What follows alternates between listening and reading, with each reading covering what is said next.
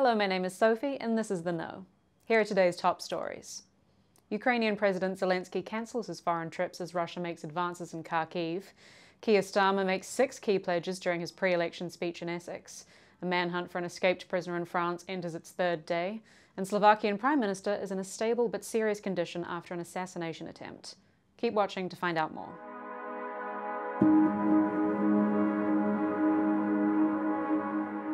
President Zelensky has cancelled all of his foreign trips after Russia made gains in the northeast of the country, in the province of Kharkiv. Since last Friday, Russia has opened a new front in Kharkiv, taking over multiple villages and forcing Ukrainian troops to retreat from the area. Russians have been using armoured vehicles to pierce through Ukrainian defence lines. Thousands of residents in the area have been evacuated as heavy shelling and bombardment in Verkhansk intensified.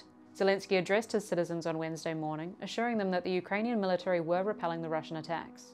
Харківщина, райони поруч з кордоном, місто Вовчанськ, тривають наші захисні дії. За цей день нашим силам оборони та безпеки України, усім задіяним підрозділам вдалося частково стабілізувати ситуацію. Окупанти, який зайшов на Харківщину, всіма засобами знищують. Артилерія, дрони, наша піхота достатньо влучно працюють. Дякую кожному і кожній, хто зараз на позиціях. Так само увага усім іншим напрямкам, особливо Донеччина, Покровський напрямок, також Куп'янський напрямок на Харківщині. Amid the escalating clashes in the northeast, US Secretary of State Antony Blinkin arrived unannounced in Kyiv on Tuesday and met with Zelensky. His arrival comes after last month the US approved nearly $61 billion in military aid to Ukraine. Blinken commended the president on his leadership and highlighted the support the US has for Ukraine. And we know this is a challenging time.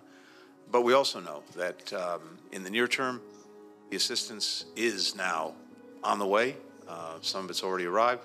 More of it will be arriving.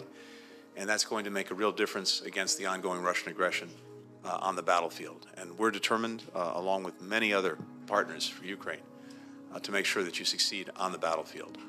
We're equally determined that over time, Ukraine stands strongly on its own feet, militarily, economically, democratically. A strong, successful, thriving, free Ukraine is the best possible rebuke to Putin and the best possible guarantor for your future. And for all of that, the United States is and will remain a committed partner. He later announced a further $2 billion in military funding for Ukraine to allow them to build their own defense industrial base and purchase weapons from other countries. As Blinken made the announcement of additional military aid, Russia announced that they are increasing their own defense spending to 8% of GDP. Vladimir Putin is currently on a visit to Beijing, where he met the Chinese Premier Xi Jinping. The two discussed deepening their country's relationship and the need for a political solution to the Ukrainian war. In Essex, Sir Keir Starmer kicked off his general election campaign by giving a keynote speech to the British public. With almost the entire shadow cabinet behind him, the Labour leader unveiled the 6 key steps he'll undertake once he's elected as Prime Minister. And I have ambition for this country. And like all ambition, that starts with first steps. First steps towards higher growth, an NHS back on its feet, secure borders, cheaper bills, safer streets, and opportunities for your children. Bringing the old tactic of election pledge cards from Blair's time as Labour leader, Sir Keir promised to make the lives of families better after the cost of living crisis during Tory rule. Before Keir Starmer took to the stage, Ed Miliband, Shadow Secretary of State for Energy, Security and Net Zero, highlighted the failings of the Tory government. Whatever this government says, the cost of living crisis has not gone away. And Britain has been harder hit than other countries, because under the Tories we are so dependent on fossil fuel markets controlled by dictators like Putin. So when the Tories block clean energy, they raise bills and make us less secure. The Conservatives left us exposed, and if they get back in, they would do so again. And once again, it would be working families that pay the price. Labour says it's time for change in Britain. Starmer's speech comes after Rishi Sunak blasted his leadership skills on Monday during his own pre-election pitch to voters. I think it shows less about her, it's more about Keir Starmer. And it shows him to be completely and utterly unprincipled. Right? This is someone who went from embracing Jeremy Corbyn to embracing Natalie Elpheg, it just tells you that you can't trust what the guy says, right? And if you're trying to be everything to everyone, fundamentally, you don't stand for anything.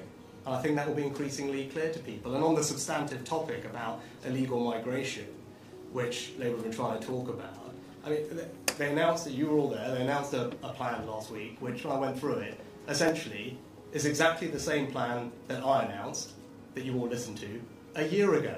In France, hundreds of police officers are on the hunt for escaped prisoner Mohamed Amri, also known as the Fly, as the search enters the third day. Interpol has issued a red notice international arrest warrant for Amri at the request of French authorities. Mohamed Amri was being transported from court back to prison in Normandy on Tuesday when gunmen ambushed the police convoy.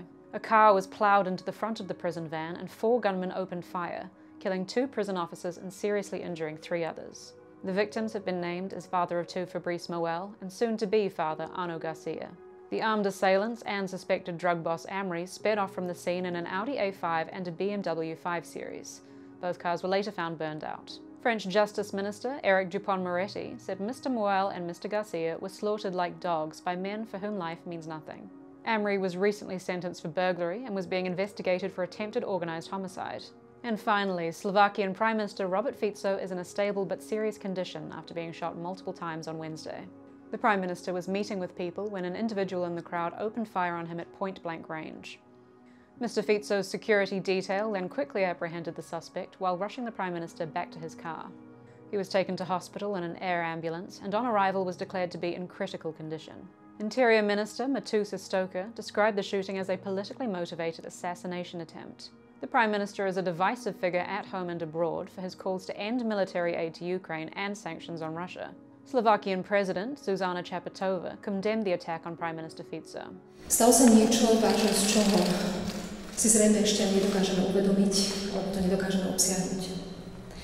Fyzický útok na predsedu vlády je predovšetkým útok na človeka, ale je to aj útok na demokraciu. Akékoľvek násilie je neakceptovateľné. Thanks for watching The Know. Don't forget to like, comment and subscribe to The Mirror for more daily news updates.